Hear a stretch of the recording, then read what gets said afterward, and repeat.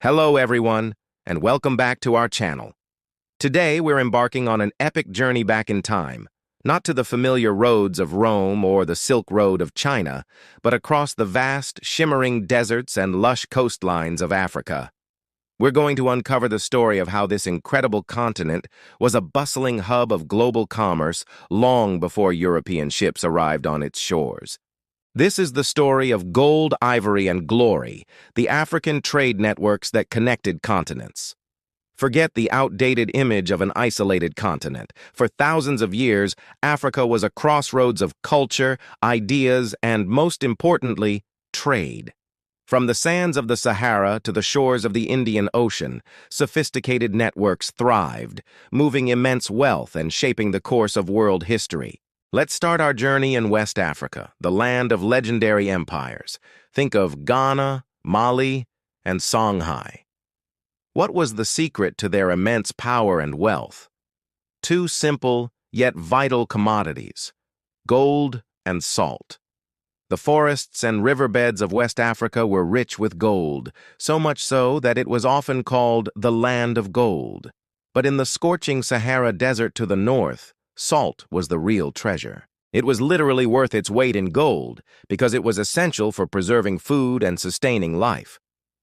This created the perfect conditions for one of history's most fascinating trade routes, the trans-Saharan trade.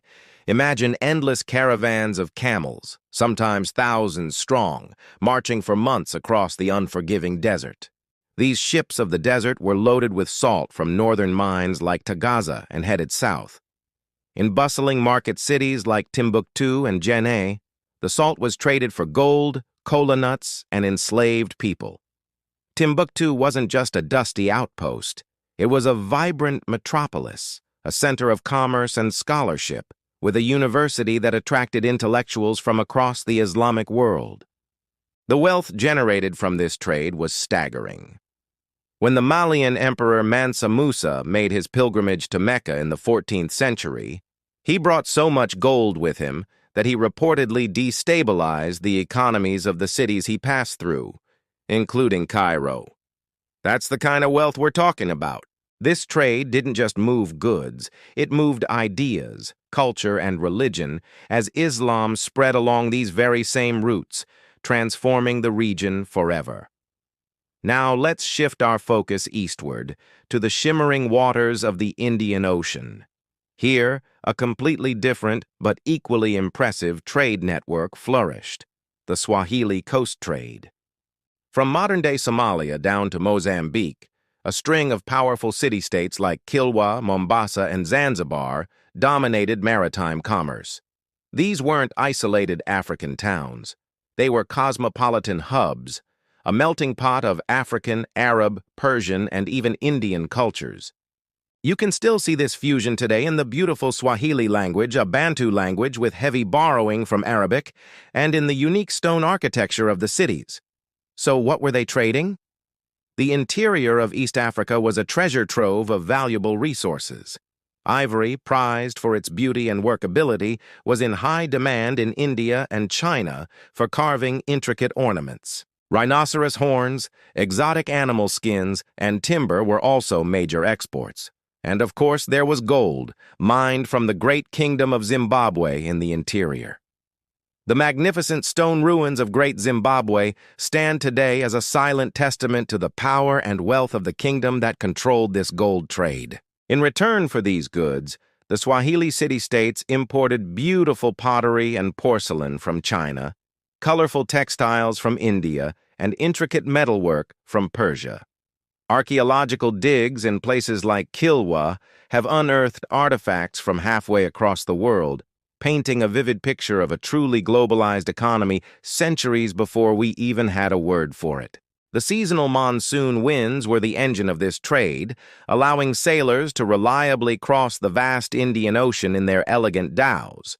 But these weren't the only networks. In Central Africa, intricate riverine and forest path networks connected communities, trading copper, raffia cloth, and foodstuffs. The Kingdom of Congo, for example, had a highly organized economy and traded extensively with its neighbors long before the Portuguese arrived.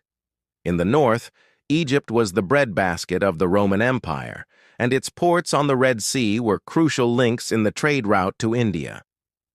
From Ethiopia's kingdom of Aksum, which controlled trade on the Red Sea and minted its own coins, to the complex societies around Lake Chad, Africa was a continent on the move. These networks did more than just make people rich. They fostered the exchange of technologies, like ironworking and new farming techniques. They facilitated the spread of languages, religions, and artistic styles. They built cities, founded empires, and connected millions of people across vast distances. They show us a dynamic, interconnected, and prosperous Africa, a continent of innovators and entrepreneurs who were active players on the world stage. The arrival of European powers in the 15th and 16th centuries dramatically altered these ancient trade routes. The focus shifted from the interior to the coast, and the horrific transatlantic slave trade began, causing unimaginable suffering and disrupting societies. But the legacy of these earlier networks endures. They are a crucial part of African history and world history, reminding us that globalization is not a new phenomenon. So the next time you think of global trade, remember the camel caravans of the Sahara and the sailing dhows of the Swahili Coast. Remember the gold of Mali, the ivory of East Africa, and the bustling multicultural cities that were the heart of it all. This history is a powerful testament to the ingenuity, resilience, and enduring glory of the African continent and its people. Thank you so much for joining me on this incredible journey through history. If you enjoyed this video and want to learn more about the world's hidden histories, please hit that like button, subscribe to our channel, and ring the notification bell so you don't miss our next adventure. We'd also love to hear your thoughts in the comments below. Until next time, stay curious.